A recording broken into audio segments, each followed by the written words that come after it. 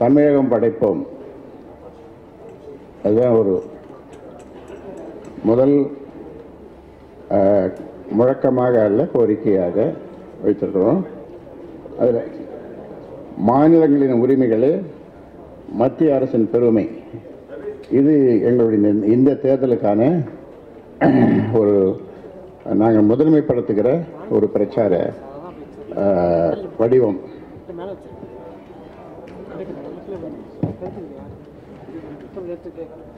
தன்னாட்சி அதிகாரம் பெற்ற தமிழகம் படைப்போம், மாநிலங்களின் உரிமைகளே மத்திய அரசின் பெருமை. அது இதில் சுருக்கமாக சொல்லணும்னா, வலிமையான இந்தியா, தன்னிறைவு பெற்ற தமிழகம், தமிழ்நாட்டு மக்களுக்கு ஒளிமயமான எதிர்காலம், இது எல்லாவற்றையும் இதில் நாங்கள் விரிவாக சொல்லியிருக்கிறோம். ஊடக நண்பர்கள், நீங்கள் தயவுசெய்து ஒரு தரம் வீட்டுக்கு போய் அல்லது உங்கள் அலுவலகத்துக்கு போய் இதை படிச்சுட்டு உங்கள் கருத்தை எங்களுக்கு தொலைபேசி மூலமாக சொல்லுங்கள். தொலைபேசி மூலமாக சொல்லுங்கள். ஏன்னா நாங்கள் ரொம்ப ஆய்ந்து அறிந்து யோசித்து இதை வடிவமைச்சிருக்கிறோம் இந்த கருத்துக்களை.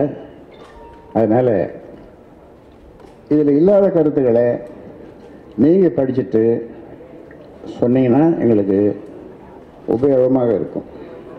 அதை நாங்கள் வரவேற்கிறோம்.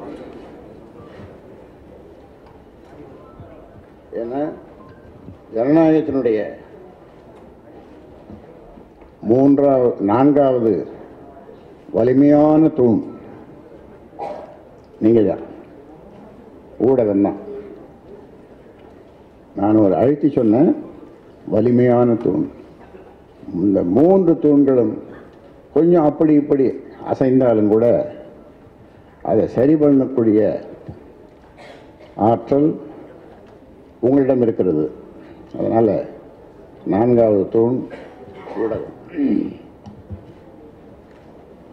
இது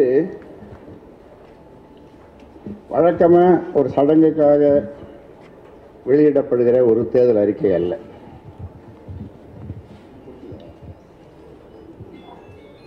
தமிழ்நாட்டு மக்களின் தன்னாட்சி உரிமை குரல்.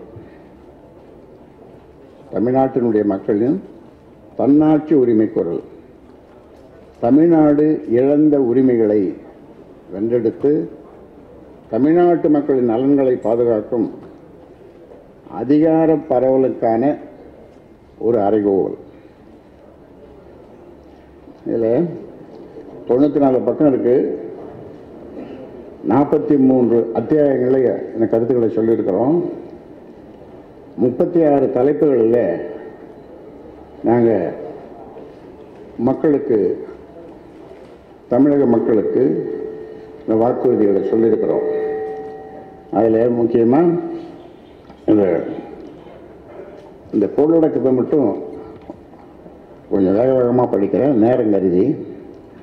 மாநிலங்களுக்கு அதிகாரம், பாமக கூட்டணி ஏன் வெல்ல வேண்டும், பாட்டாளி மக்கள் கட்சியின் கொள்கை, மாநில சுயாட்சி, நல்ல ஆளுகை, சமூக நீதி, சுற்றுச்சூழல், வேளாண்மை, வேளாண் வேலை அமைப்பு, நீர்ப்பாசனம், கல்வி, உயர்கல்வி, நலவாழ்வு, மது புகையிலை ஒழிப்பு, சமூக பாதுகாப்பு, வருமான வரி, மறைமுக வரி சீர்திருத்தம், தொழில்துறை வளர்ச்சி, வேலைவாய்ப்பு, அரசு ஊழியர் நலன், கட்டமைப்பு மேம்பாடு, பின்தங்கிய பகுதிகளின் முன்னேற்றம், உள்ளாட்சி, தமிழ்மொழி, தமிழ் இலக்க முறை நூலகம், ஈழத்தமிழருக்கு நீதி, 7 தமிழர்கள் விடுதலை, வெளிநாடு வாழ் தமிழர்கள் நலன், மீனவர் நலன், தேர்தல் சீர்திருத்தங்கள், மகளிர் குழந்தைகள் பாதுகாப்பு, இளைஞர் நலன், விளையாட்டு, மனித உரிமைகள், ஒருமைப்பாடு, சிறுபான்மையினர் நலன், பிற பிற்படுத்தப்பட்டோர் நலன், பட்டியலினம் மற்றும் பழங்குடியினர் நலன், தமிழர்களுக்கு அங்கீகாரம், ஐநா உடன்படிக்கைகள், புதுவை யூனியன் பிரதேசம், வாக்காளர்களுக்கு வேண்டுகோள், அது கடைசியில் அன்புமணி ராமதாஸ் அமைச்சராக இருந்தபோது, மத்திய அமைச்சராக இருந்தபோது ஆற்றிய பணிகளை நாம் பட்டியலிட்டிருக்கிறோம். பாமக இதுவரைக்கும் உங்கள் மூலமாக தொடர்ந்து இந்த 30 ஆண்டுகளில் வெளியிட்ட 30க்கும் மேற்பட்ட ஆவணங்களை நாங்கள் பட்டியலிட்டிருக்கிறோம். அதே மாதிரி பாமக ஆளுங்கட்சியாக இல்லாமல் எதிர்கட்சியாக இருந்து சாதித்த சாதனைகளை நாங்கள் பட்டியலிட்டிருக்கிறோம். இதில்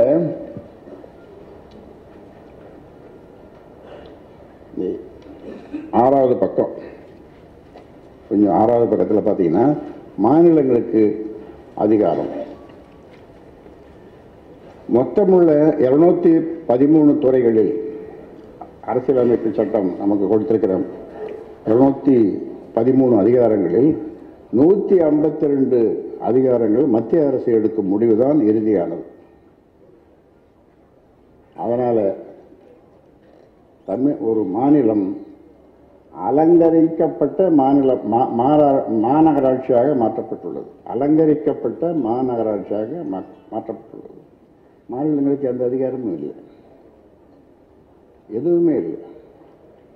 அதனால உங்களுக்கு தெரியும், இந்த தலைமைச் செயலகத்திலிருந்து ஒரு செயலாளர் கோப்பை எடுத்துக்கின்னு அந்த டெல்லிக்கு போய் அந்த தலைமைச் செயலகத்தில் இருக்கிற செயலாளரை பார்க்கணும். அதுக்கு மேலே அங்கே இருக்கிற அமைச்சர் முடிவு பண்ணணும், மத்திய அமைச்சர் முடிவு பண்ணணும்.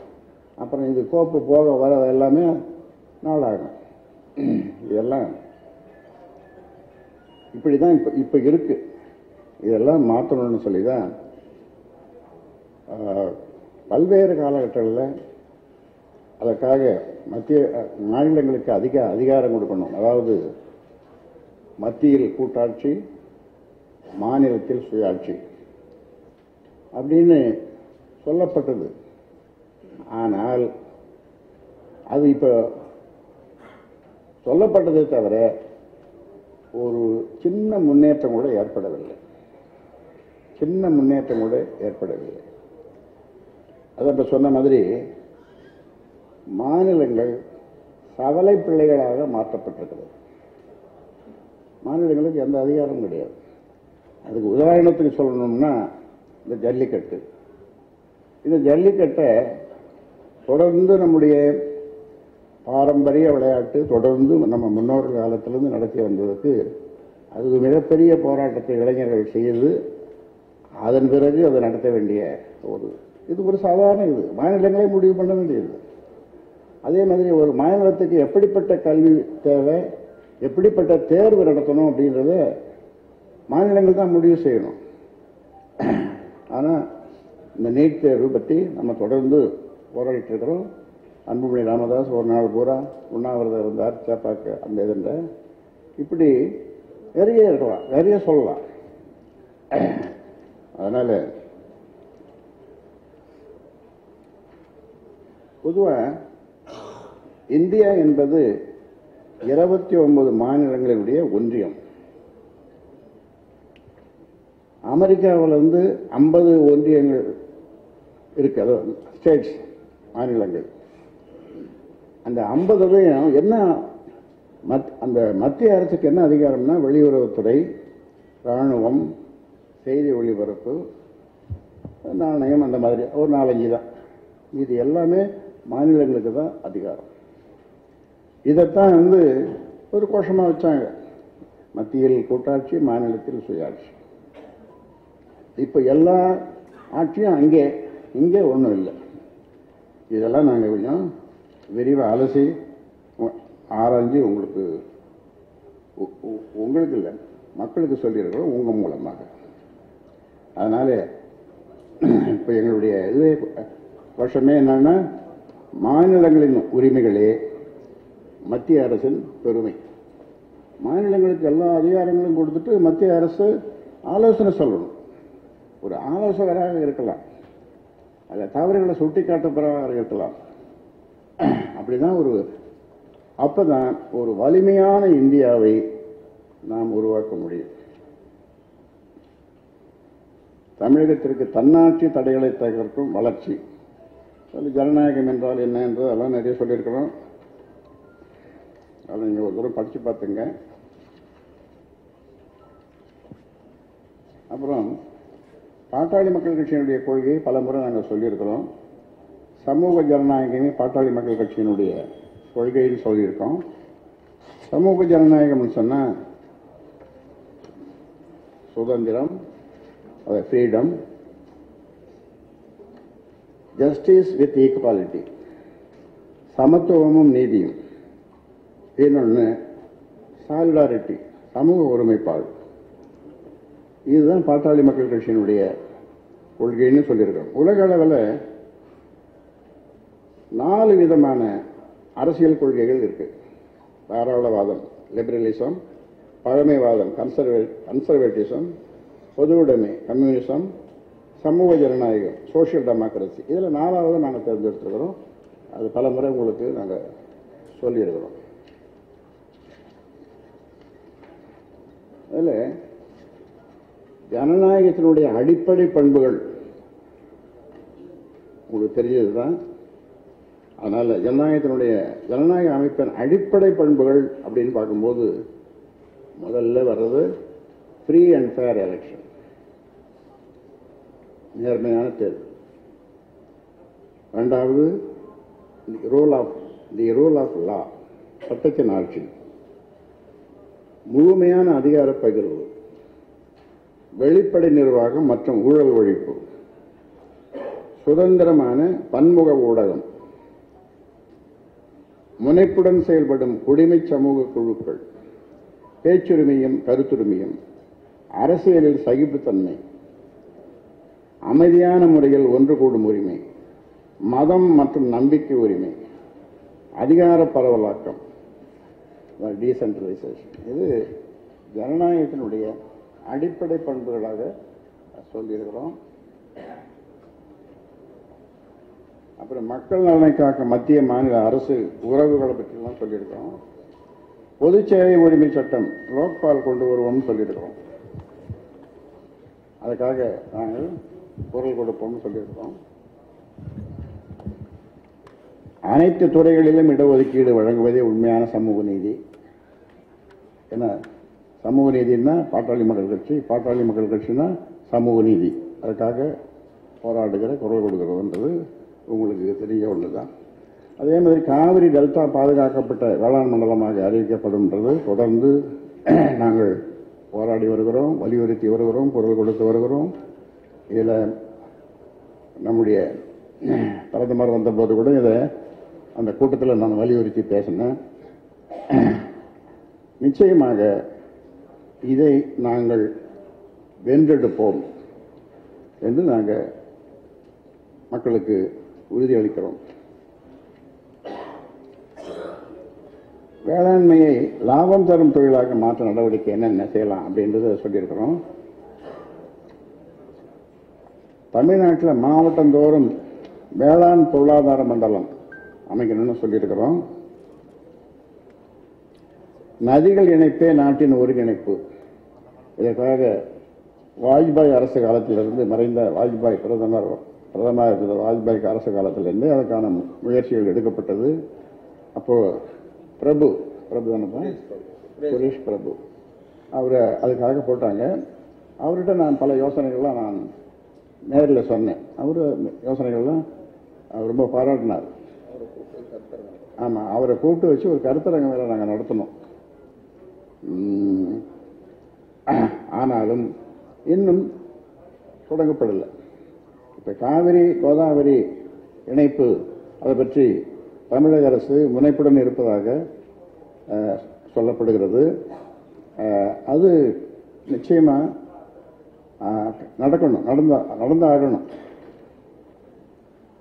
கல்வியில் மாநிலங்களின் உரிமைகள் மதிக்கப்படும், உதவிகள் வழங்கப்படும். ஏழைகளுக்கும் உயர்கல்வி கிடைக்க சிறப்பு திட்டங்கள் சொல்லியிருக்கிறோம். இப்போ மத்திய அரசு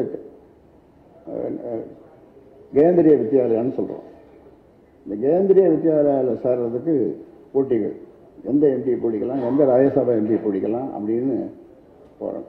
நான் என்ன சொல்கிறேன், அதே கேந்திரிய வித்யாலயில் கொடுக்குற அந்த தரமான படிப்பை ஒரு கிராம அளவில் இருக்கிற எல்லா பள்ளிக்கூடத்துலேயும் எல்லா ஏழை குழந்தைகளுக்கும் அதே குவாலிட்டி எஜுகேஷன், தரமான கல்வி கொடுக்கணும்னு நாங்கள் சொல்கிறோம். அது எங்களுடைய கொள்கையாகவும் நாங்கள் தொடர்ந்து சொல்லி வரோம். கட்டணமில்லாத தரமான சுகமான சுமையில்லாத விளையாட்டுடன் கூடிய கல்வி, அதெல்லாம் சொல்கிறாங்க. விளையாடுறது எங்கே போய் விளையாடுறது? தெருவில் தான் போய் விளையாடுறாங்க. மாலையில் வந்தால் பசங்க தெருவில் தான் விளையாடுறாங்க. ஏன்னா அவங்க பள்ளிக்கூடத்தில் பிளே கிரவுண்டு கிடையாது, விளையாட்டு திடல் கிடையாது. அனைவருக்கும் இலவச மருத்துவ சேவை வழங்குவோம் சொல்லியிருக்கோம். மதுவிலக்கு அது எங்களுடைய அசைக்க முடியாத ஒரு கொள்கை. நடைமுறைப்படுத்தும் மாநிலங்களுக்கு வருவாய் இழப்பு வருது, அதனால அந்த வருவாய் இழப்பு மானியம் கொடுக்கணும்னு சொல்றோம். ஏழை குடும்பங்களுக்கு அடிப்படை வருமானமாக மாசம் 2000 ரூபாய் இப்ப கொடுக்குறாங்க இந்த தமிழக அரசு. இது ஒரு முறை கொடுக்குறாங்க, தொடர்ந்து கொடுக்கணும்னு நான் சொல்றோம். அப்புறம் வருமான வரி விலக்கு வரம்பு விகிதங்கள் மாற்றி அமைக்கப்படணும். எப்படி மாற்றி அமைக்கப்படும் விரிவாக சொல்லியிருக்கிறோம். சரக்கு மற்றும் சேவை வரியை 2 அடுக்குகளாக குறைப்போம் அப்படின்னு கொஞ்சம் விரிவாக சொல்லியிருக்கிறோம். வேலை வாய்ப்புகளை ஒரு பெருக்கும் தொழில் வளர்ச்சியை உறுதி செய்வோம் அப்படின்னு சொல்லியிருக்கிறோம். அப்புறம் தொகுதி தோறும் சிறப்பு பொருளாதார மண்டலம் 49வது பக்கத்தில் தொகுதி தோறும் சிறப்பு பொருளாதார மண்டலம் அது சொல்லியிருக்கிறோம். அப்புறம் இன்னைக்கு லட்சக்கணக்கான தொழிலாளர்கள் வேலையின்றி தவிக்கிறார்கள். இந்த பட்டாசு ஆலைகள், பட்டாசு உற்பத்தி உச்சநீதிமன்றம் விதித்துள்ள கட்டுப்பாடுகள் இப்ப கொஞ்சம் தளர்த்தி அதை பற்றி யோசிச்சுட்டு இருக்காங்க. அது ஒரு நல்ல செய்தி வந்திருக்கு. அதுல அவர்களுக்கு மீண்டும் அவர்கள் அந்த பணியை தொடர்வதற்கு ஏன்னா வேலைவாய்ப்பு கிடைக்கிறது பெரிய கஷ்டம். அதுல லட்சக்கணக்கான தொழிலாளர்கள் சிவகாசியை சுற்றியுள்ள மாவட்டங்கள் பகுதிகளெல்லாம் அந்த வேலை இழந்திருக்காங்க. ஆமா, வேலைகள்லாம் இளைஞர்களுக்கு 4000 உதவித்தொகை மாசம் கொடுக்கணும்னு சொல்லியிருக்கிறோம். அது 5 வருஷம் வேலைகள் சொன்னால் அவங்களுக்கு கொடுக்கணும்னு சொல்லியிருக்கிறோம். அதே மாதிரி அரசு ஊழியர்களுக்கு பழைய ஓய்வூதிய திட்டம் இது தொடர்ந்து நாங்கள் சொல்லிட்டு வரோம். அப்புறம் முடக்கப்பட்ட தொடர்வண்டி திட்டங்களை விரைவுபடுத்துவோம். நம்ம அமைச்சர் வேறு இருக்கும்போதும் ஏகே மூர்த்தி இருக்கும்போதும் கொண்டு வரப்பட்ட திட்டங்கள் அப்படியே முடங்கி போயிருக்குது. அதற்கான நிதி ஒதுக்கலை, கொஞ்சம் கூட அதற்கான முன்னேற்றம் எந்த எதுவுமே இல்லை. இதற்காக எங்களுடைய நாடாளுமன்ற உறுப்பினர்கள் போராடுவார்கள், கட்சியும் போராடும்.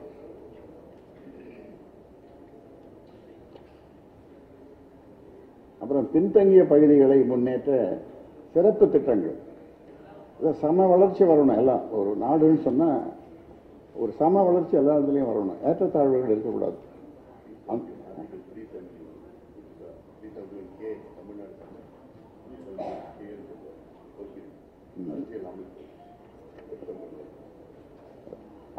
அதிகாரங்களும் அடிப்படை வசதிகளும் கிராமங்களை சென்றடைவதை உறுதி செய்வோம்.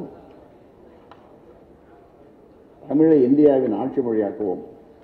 8வது அட்டவணையில் சொல்லப்பட்டிருக்கிற 22 தேசிய மொழிகளையும் ஆட்சி மொழியாக்கணும்னு சொல்லிட்டு இருக்கிறோம்.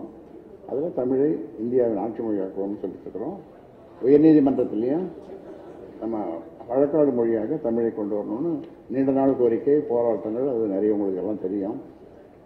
அதில் இந்த 63வது பக்கத்தில் சென்னையில் தமிழ் இலக்க முறை நூலகம் அமைக்க 1000 கோடி சொல்லியிருக்கோம். Tamil digital library. அதை இந்த தமிழ் இலக்க முறை நூலகத்தை சென்னை எழும்பூரில் உள்ள பள்ளி கல்வி இயக்குநரக வளாகத்தில் அமைக்க வேண்டும். அந்த நூலகத்திற்கு சீபா ஆதித்தனாரின் பெயரை சூட்ட வேண்டும் என்ற திட்டத்திற்கு செயல் வடிவம் கொடுக்கும்படி மத்திய மாநில அரசுகளுக்கு பாட்டாளி மக்கள் கட்சி அழுத்தம் கொடுக்கும். ஈழத்தமிழருக்கு தனிநாடு அமைக்க பொது வாக்கெடுப்பு சொல்லியிருக்கோம். 28 ஆண்டுகளாக சிறையில் வாழும் 7 தமிழர்களை விடுவிக்க நடவடிக்கை. இது சம்பந்தமாக நம்ம பிரதமரிடம் கோரிக்கை மனு ஒன்று நான் கொடுத்தேன் அந்த பொதுக்கூட்டத்தில். வெளிநாடு வாழ் தமிழர்கள் நலன்கள் அவர்களை பாதுகாக்கிறது, அப்புறம் மீனவ நல அமைச்சகம், கச்சத்தீவு மீட்பு, இதெல்லாம் சொல்லியிருக்கோம். விகிதாச்சார பிரதிநிதித்துவமே உண்மையான மக்களாட்சி முறை.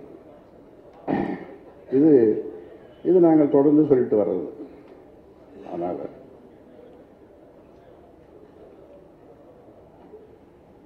இன்னொன்று 71 பக்கத்தில் மீண்டும் வாக்குச்சீட்டு முறை.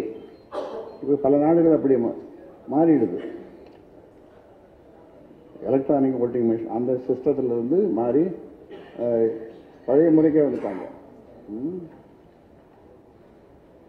அப்புறம் பெண்கள் குழந்தைகளை காப்போம், கண்ணியமாக வாழ வைப்போம், அப்படி சுய உதவி குழுக்கள் கலந்துள்ளபடி திருமணத்திற்கு பெற்றோர் ஒப்புதல், அதெல்லாம் சொல்லியிருக்கிறோம்.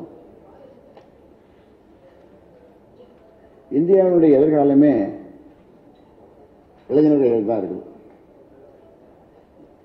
டெமோகிராபிக் டிவிடெண்ட் என்று சொல்வார்கள், மக்களின் லாப பங்கு 40% இளைஞர்கள் இந்தியாவில், தமிழ்நாட்டிலும் அப்படித்தான்.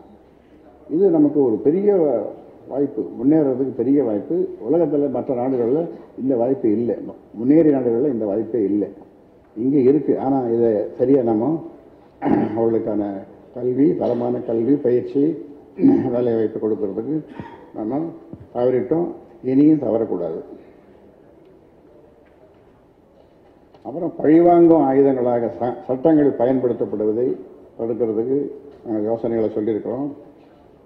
பன்முகத்தன்மையை பாதுகாப்பதை ஒருமைப்பாட்டுக்கு செய்யும் சேவை அப்படின்னு சொல்லியிருக்கிறோம்.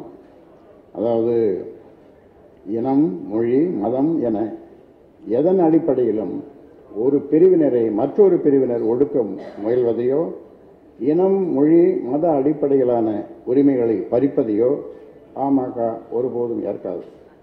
ஒற்றை மதம், ஒற்றை மொழி, ஒரே இனம் என்கிற மனித உரிமைகளுக்கு எதிரான கருத்துக்களை பாமக எதிர்க்கும்.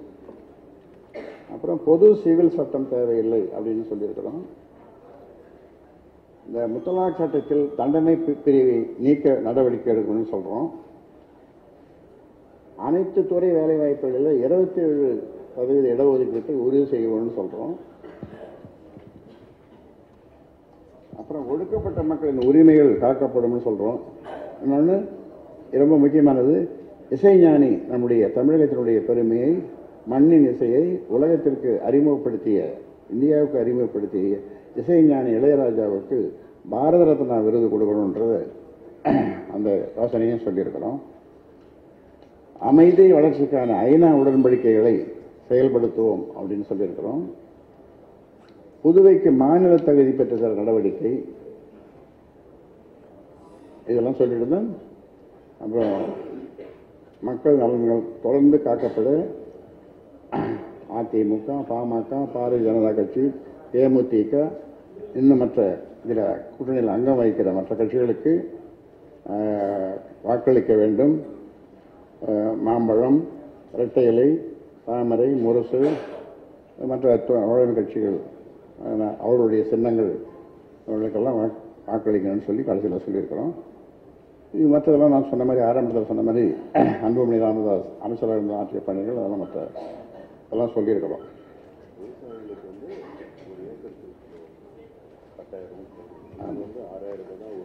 ஆமாம், விவசாயிகளுக்கு மத்திய அரசு இப்போ கொடுக்குறது 6000 கொடுக்குறாங்க. ஆனால் நாம் என்ன சொல்கிறோம், ஒரு ஏக்கருக்கு ஒரு விவசாயிக்கு 10,000 கொடுக்கணும்னு நாம் சொல்கிறோம். ஒரு ஆண்டுக்கு 10,000 கொடுக்கணும்னு சொல்கிறோம் ஒரு ஏக்கருக்கு. அதுதான் கடைசியில் இந்த அட்டையில் சொல்லியிருக்கிறோம். தமிழ்நாட்டின் உரிமைகள் மீட்டெடுக்கப்பட வேண்டும், தமிழ்நாட்டு மக்களின் நலன்கள் பாதுகாக்கப்பட வேண்டும், தமிழ்நாட்டின் வளர்ச்சிக்கான படிக்கற்களாக இத்தேர்தலில் பாமக மற்றும் கூட்டணி கட்சிகளின் வெற்றி அமைய வேண்டும் என்று என்னுடைய கோரிக்கையோடு இந்த தேர்தல் அறிக்கை முடிவு பெறுகிறது.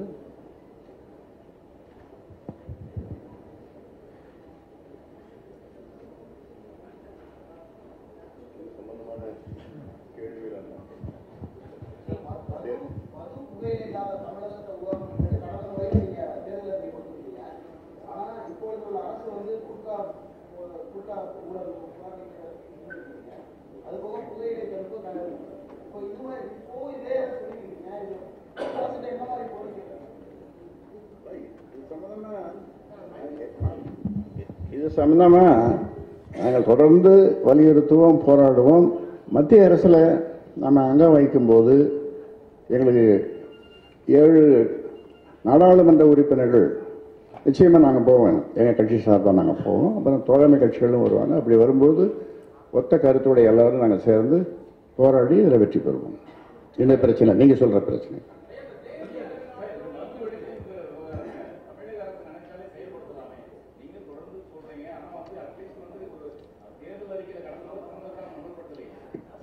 நாங்கள் வச்ச இந்த கூட்டணியை சேர்வதற்கு 10 நிபந்தனைகள், கோரிக்கைகளை நாங்கள் வச்சோம். அதில் அதுவும் ஒன்று. அதுக்கு அவங்க ஆதரவாக இருக்காங்க. இந்த தேர்தல் முடிஞ்சது நிச்சயமாக அவங்க செய்வாங்க, நிச்சயமாக செய்வாங்க, செய்ய வைப்போம்.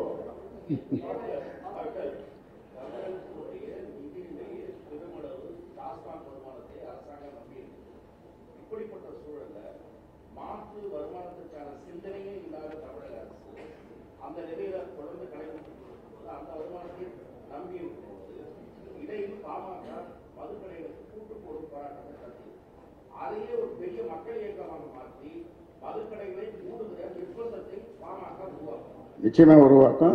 இதில் ஒரு யோசனை சொல்லியிருக்கேன். கிராம சபையில் தீர்மானம் நிறைவேற்றான உள்ளாட்சி தேர்தல் வந்துடும். உள்ளாட்சி தேர்தல் வந்த பிறகு கிராம சபை வரும்போது செயலுக்கு வரும். அந்த கிராம சபையில் நம்ம கிராமத்தில் மதுக்கடை கூடாதுன்னு ஒரு தீர்மானம் போட்டாங்கன்னா அங்கே மதுக்கடையே இருக்காது, மதுக்கடையே இருக்காது. அதில் வர வருமானத்திற்கு வேறு வழிகளை நாங்கள் 15-20 வருஷத்துக்கு முன்னாலே சொல்லியிருக்கோம். அதுக்காக ஒரு ஆவணமே நாங்கள் வெளியிட்டிருக்கிறோம். உங்ககிட்ட தான் அதை வெளியிட்டோம், உங்கள் மூலமாக தான் வெளியிட்டோம். இது பாருங்க, தமிழ்நாடு அரசிற்கான மாற்று மது ஒழிப்பு கொள்கை. இது எப்போ வெளியிட்டதுன்னா 2008 ஆகஸ்ட் 26ஆம் நாள் இதில் இருக்கு மாற்று மது ஒழிப்புக்குள்ள. அப்போ என்ன வருமானத்தை ஈடுகட்டுறதுக்கு என்னென்ன வழிமுறைகள் எல்லாம் நாங்கள் சொல்லியிருக்கிறோம், தொடர்ந்து சொல்லிட்டு இருக்கிறோம். நாங்கள் இதற்காக நிறைய போராட்டங்கள் மகளிர் வச்சு 32 மாவட்டங்களில் மகளிர் மது ஒழிப்பு மாநாடு நடத்தினவன் ராமதாஸ்.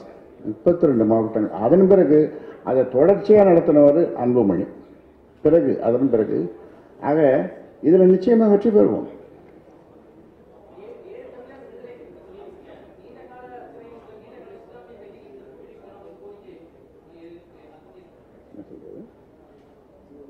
என்ன சொல்றாரு?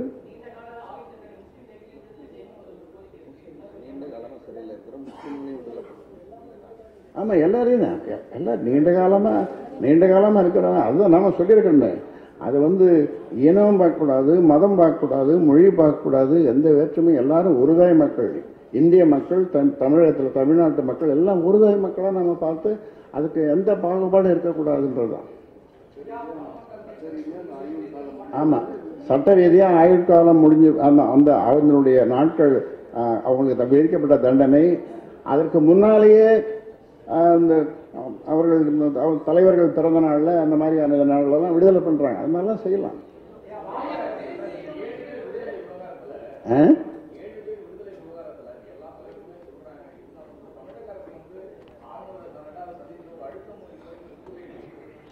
கொடுப்பாங்க. இந்த தேர்தல் முடிஞ்சதும் 7 பேரும் விடுதலை செய்யப்படுவார்கள். தேர்தல் முடிந்ததும் 7 பேரும் விடுதலை செய்யப்படுவார்கள் என்பதை நான் உறுதியாக சொல்லுகிறேன், உறுதியாக நம்புகிறேன், மட்டுமல்ல உறுதியாக சொல்லுகிறேன்.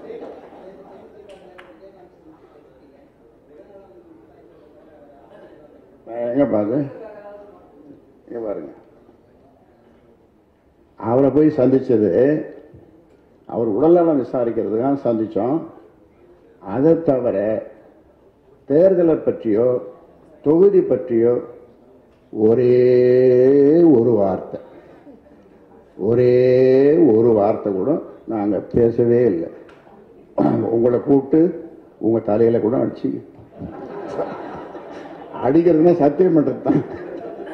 நீங்க பாருங்க, பாமக தேமுதிகவுடன் அதிமுக பேச்சு உடன்பாடு ஏற்பட்டு விரைவில் அறிவிக்கும். இப்போ ஏதோ எங்களுக்கு நாங்கள் கேட்குற தொகுதியே எங்களுக்கு முடிஞ்சு போச்சு. நாங்கள் கேட்குற தொகுதி 7 தொகுதி முடிஞ்சு போச்சு. அவங்க தொகுதி வேற. அவங்களுக்கு எங்களுக்கும் பிரச்சனையே இல்லை. இன்னொரு பாருங்க, mending fences, Ramadoss Anbumani visit Vijayakanth to batch up differences. எங்க 2 பேருக்கு என்ன பிரச்சனை இருக்குது? ஒரு பிரச்சனையும் கிடையாது. இதே சென்ற நாடாளுமன்ற தேர்தல், மக்களவை தேர்தலில் பாரதிய ஜனதா, விஜயகாந்த், பாட்டாளி மக்கள் கட்சி, அதுல எங்களுக்கு ஒன்றும் பிரச்சனையே இல்லையா? நாங்கள் தனியாக சட்டமன்ற தேர்தல் நாங்கள் தனியாக சந்திச்சோம். விஜயகாந்த் டாக்டர் ராமதாஸ் சந்திப்பின் பின்னணி என்ன? பரபரப்பு தகவல்கள். இது ஒண்ணுமே இல்லை. இவர் என்ன கிரிக்கெட்டை பற்றி அவர் மச்சான் பேர் என்ன, சுதீஷ் கிட்ட கிரிக்கெட் அவரு கிரிக்கெட் டீம் பற்றி அவர் உட்காந்து பேசினு இருக்காரு. அவ்வளவுதான். வேற அங்க அரசியலே பேசப்படலை. எங்க கூட 2 அமைச்சர்கள் வந்தாங்க. நாங்க ஆக்ஷன் போறோம் வாங்க அப்படின்னு சொன்னாங்க. அவ்வளவுதான். அங்க தொகுதியோ அதை பங்கிடுறதோ எப்படி பங்கிடுறதோ பிரச்சனையோ ஏதும் இல்லை. அதான் ஒரே தொகுதிகளை பாமக தேமுதிக கேட்பதால் விஜயகாந்தோட ராமதாஸ் சந்திப்பு ஒரே தொகுதி நாங்கள் கேட்கவே இல்லை. எங்கள்கிட்ட முடிஞ்சிடுது, அவங்கள்ட்ட முடிஞ்சிடுது. அதுதான்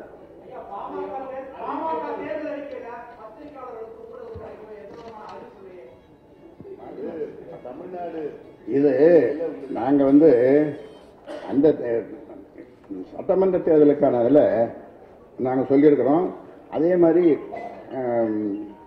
ஷேடோ பட்ஜெட்டில் நாங்கள் நிறைய கிட்டத்தட்ட 16-17 வருஷமாக சொல்லிட்டு இருக்கோம். உங்களுக்கு அதான் சொல்லியிருக்கோம். உங்களுக்கு அதை படித்து காட்டுவோமே.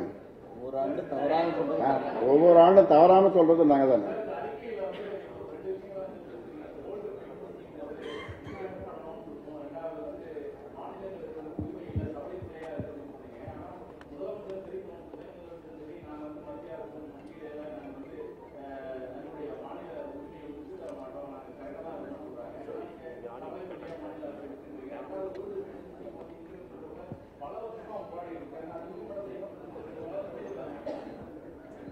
நாங்கள் இப்போ இந்த கூட்டணியில் இப்போ இந்த அதிமுக கூட்டணியில் இப்போ நாங்கள் இணைஞ்சிருக்கிறோம், சேர்ந்திருக்கிறோம். அதை நாங்கள் வலியுறுத்துவோம், செய்ய வைப்போம்.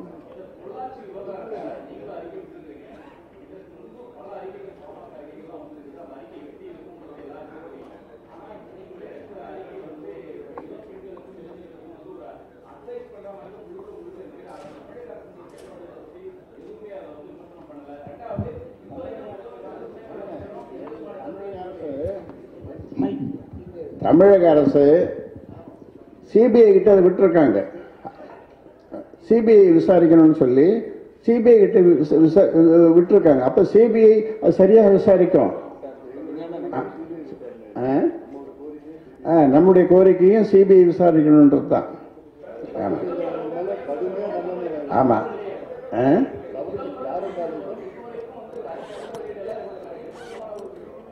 யாரு அவங்ககிட்ட கேளுங்க. அவர்கிட்ட கேட்டா பதில் சொல்ல போறாரு. அதுக்கு தான் முதலமைச்சர் ஒரு முற்றுப்புள்ளி வச்சிருக்காரு. இது நாங்க சிபிஐல விசாரிக்கிறதுக்கு அவருக்கு சிபிஐ விசாரிக்கணும்னு சொல்லிட்டாரு. அப்புறம் அதுக்கு மேல அவர் என்ன சொல்ல முடியும்?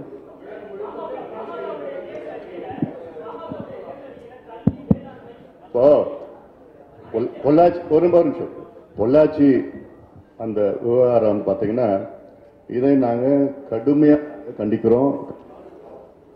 பெண்களுக்கு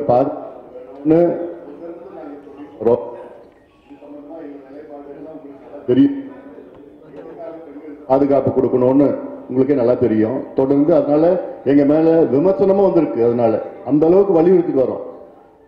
இந்த காதல் அதெல்லாம் பிரச்சனை எல்லாம் நடந்திருக்கு. அதுல ஒண்ணுதான் இந்த விவகாரம் வந்திருக்கு. அதுல இதனால இதுக்கு எங்களுடைய நிலைப்பாடு, இதுக்கு சிபிஐ விசாரணை வேணும். இது யாரு தவறு செஞ்சாலும், அவங்க கட்சியில இருந்தாலும் சரி, கட்சியை சாரா இருந்த எந்த கட்சி இருந்தாலும் சரி, அரசியலோ இல்லையோ, அனைத்தும் கடுமையா தண்டிக்கப்பட வேண்டும். இப்போ 4 பேர் குண்டாஸ்ல போட்டிருக்காங்க. அதெல்லாம் எங்களுக்கு போதாது. கடுமையான தண்டனை. யார் யார் இருக்காங்கோ அதுல கண்டறிந்து சிபிஐ முழு விசாரணை நடந்து அதுல யார் நெட்வொர்க் என்னென்ன இருக்கு முழுமையா விசாரணை நடத்து அதுல அவங்களுக்கு கடுமையான தண்டனை வழங்க நாங்கள் தொடர்ந்து வலியுறுத்தி வருவோம்.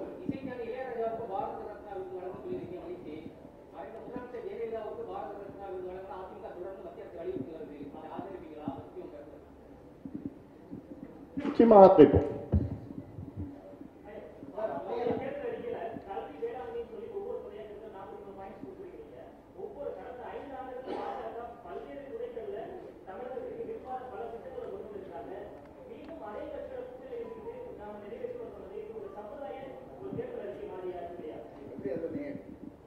சம்பிரதாய தேர்தல் சொல்ல முடியும். அதாவது நீங்க எல்லாரும் இப்போ பத்திரிகைகள் எல்லாருமே பாட்டாளி மக்கள் கட்சி 7 தொகுதியிலும் ஜெயிக்கணும், கூட்டணி 40 தொகுதியிலும் ஜெயிக்கணும், ஜெயிச்சு இந்த இப்போ நீங்கள் சொன்னீங்களே இந்த கோரிக்கைகளெல்லாம் வச்சு அதில் வெற்றி பெறணும் போராடணும்னு சொல்லி நீங்கள் எங்களுக்கு சப்போர்ட் பண்ணுங்க, வாழ்த்து சொல்லுங்க.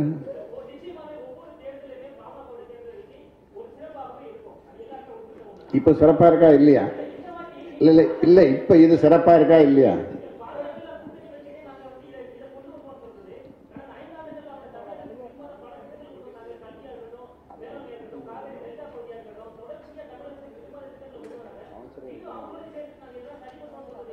அதாவது நாங்கள் ஆளுங்கட்சியாக இல்லை, புரியுதா? ஆளுங்கட்சியாக இல்லை, நாங்கள் ஒரு எதிர்கட்சி. இந்த எதிர்கட்சி செய்ய வேண்டிய வேலைகளை எங்களை விட சிறப்பாக இந்திய அளவிலேயே நான் சொல்கிறேன் யாருமே செய்திருக்க முடியாது, செய்ய முடியாது. ஏன்னா இதை நாங்கள் சரியாகவே செய்துட்ருக்குறோம். அதனால் இன்னொன்று கடந்த தேர்தலில் ஒரு நிமிஷம், கடந்த தேர்தலில் நாங்கள் ஒரு நாடாளுமன்றம் தொகுதி வெற்றி பெற்றோம். பாஜகவுக்கு ஆதரவு கொடுத்தோம், நிபந்தனையற்ற ஆதரவு கொடுத்தோம். அப்பொழுது தமிழ்நாட்டிலிருந்து 2 எம்பி தான் பாஜகவுக்கு ஆதரவு கொடுத்தாங்க. 39 பேர்ல மீதி பேர் ஆதரவு கொடுக்கல. இந்த தேர்தலில் 40 வெற்றி பெற போறோம். 40 உறுப்பினர்களும் ஆதரவு கொடுப்பாங்க. ஆதரவு மட்டும் இல்ல, எங்களோட நிபந்தனைகள்லாம் வைப்போம். உள்ளிருந்து நாங்கள் தமிழ்நாட்டு உரிமைகளை நாங்கள் பெறுவோம். கடந்த முறை அந்த வாய்ப்பு எங்களுக்கு கிடைக்கல, இந்த முறை நிச்சயமா எங்களுக்கு கிடைக்கும். அதனால உறுதியாக நாங்க எங்கள் தேர்தலை நீங்க படிச்சு பாருங்க, எல்லாம் விவரமா இருக்கு. எங்க கொள்கையில நாங்க எள்ளளவும் நாங்க பின்வாங்கல. எங்கெங்க போராட்டம் நடத்துறோம்னு சொன்னோம், நடத்தி தான் அதெல்லாம் மென்ஷன் பண்ணிருக்கிறோம். நிச்சயமா நடத்தி அது எல்லாத்தையும் நாங்க பெறுவோம், உரிமைகளை பெறுவோம்.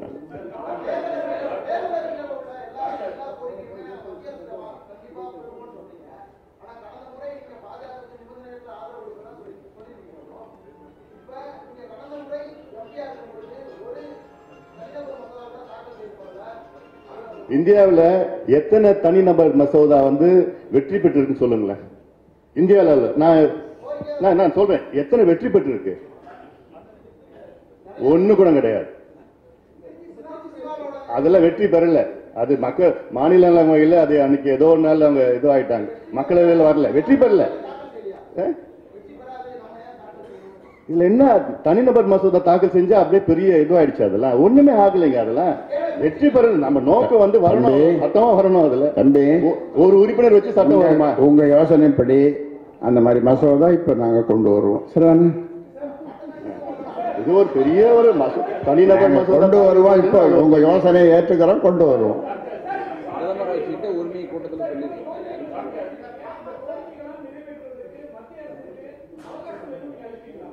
அந்தந்த கோரிக்கைகள் காலத்துக்கு ஏற்ப, அதாவது உடனடியாக, இடைக்கால, நீண்ட கால கோரிக்கைகள், அதுக்கு தகுந்த மாதிரி நாங்கள் நிச்சயமா இருக்கோம்.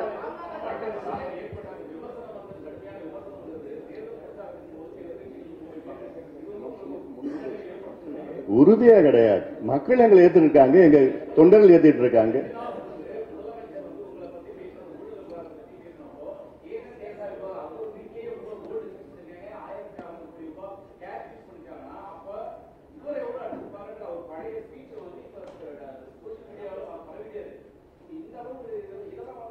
இப்போ பழைசு எல்லாத்தையும் கிளப்பணும்னு வச்சுங்களேன், யாரும் எந்த குடியிலும் இருக்க முடியாது.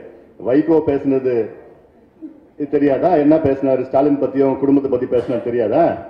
இங்க பாருங்க, ஸ்டாலின் அவங்க பத்தி என்ன பேச தெரியுமா? அவங்க திருமாவளவன் பேசுனது தெரியாதா? இப்போ கிளப்பி விட்டு பார்த்தீங்கன்னு வச்சுங்க. அதெல்லாம் விடுங்க.